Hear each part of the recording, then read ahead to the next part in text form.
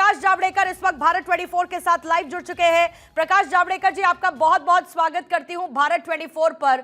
और इस landslide victory के लिए पहले तो महायुति को बहुत बहुत बधाई, लेकिन ये पूछ रहे हैं सब लोग कि इस इतिहास को रचने के पीछे की स्ट्रैटेजी क्या रही और ये कमाल कैसे कर दिखाया महायुति ने। एक तो मोदी जी के विकास के राजनीति का ये विजय है।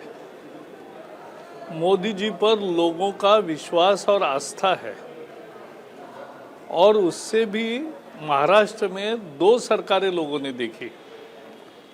एक तो 19 में जिनको चुन के दिया था, यानी हमें ही चुन के दिया था बीजेपी और शिवसेना को, लेकिन शिवसेना अचानक कांग्रेस के साथ चली गई, तो इसलिए लोग बहुत गुस्से में थे।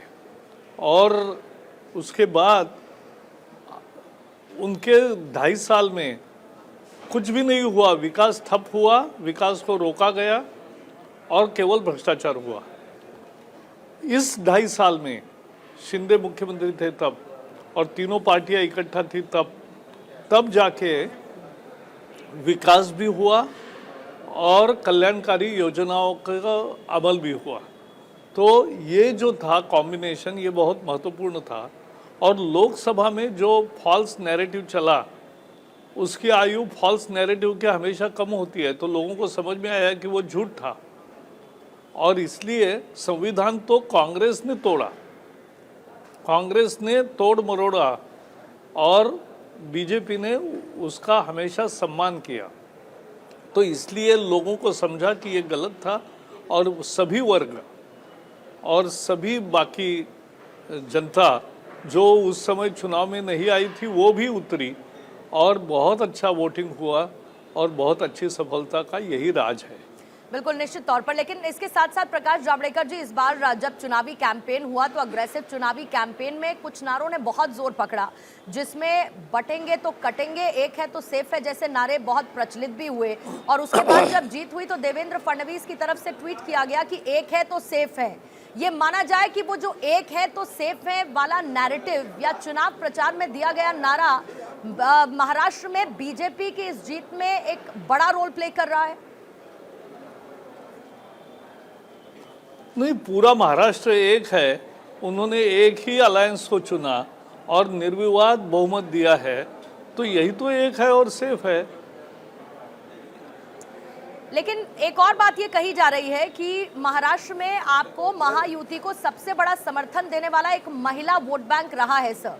मतलब बिना कुछ इधर उधर जाए महिला वोट बैंक ने सीधा क्लियर सपोर्ट महायुति को किया है। लेकिन यही बात झारखंड में बीजेपी के लिए काम क्यों नहीं की? वहां पर भी आपने डेमोग्राफी, घुसपैठ जैसे बड़े मुद्दे उठाए, लेकिन उसके बावजूद झारखंड में वो कमाल नहीं कर पाई बीजेपी सर। ऐसा है, हर चुनाव अलग होता है, हर राज्य अलग होता है और इसलिए हर राज्य के परिणाम और ये अलग आते हैं। अब उसका आज जो सत्ता में है उनको ही मिला है फिर से मैंडेट, ऐसा लगता है, तो इसलिए। लेकिन बाकी सारे डिटेल्स आएंगे। हमारा जनसमर्थन बढ़ा है, ये सत्य है। Definitely sir. अब एक और सवाल सर मैं जरूर आपसे पूछना चाहूंगी, क्योंकि चर्चा चल रही है चेहरा कौन होगा। देखिए, अमित शाह ने कह दिया था कि एकनाथ शिंदे जो है अभी मुख्यमंत्री हैं, लेकिन हम जब चुनाव जीत जाएंगे उसके बाद हम तय करेंगे। और आज भी यही बात कही गई कि सभी दल, सभी नेता बैठकर तय करेंगे कि अगला मुख्यमंत्री कौन होगा। लेकिन कुछ लोगों की इच्छा ऐसी आ रही है कि देवेंद्र फडणवीस को मुख्यमंत्री के तौर पर लाया जाए।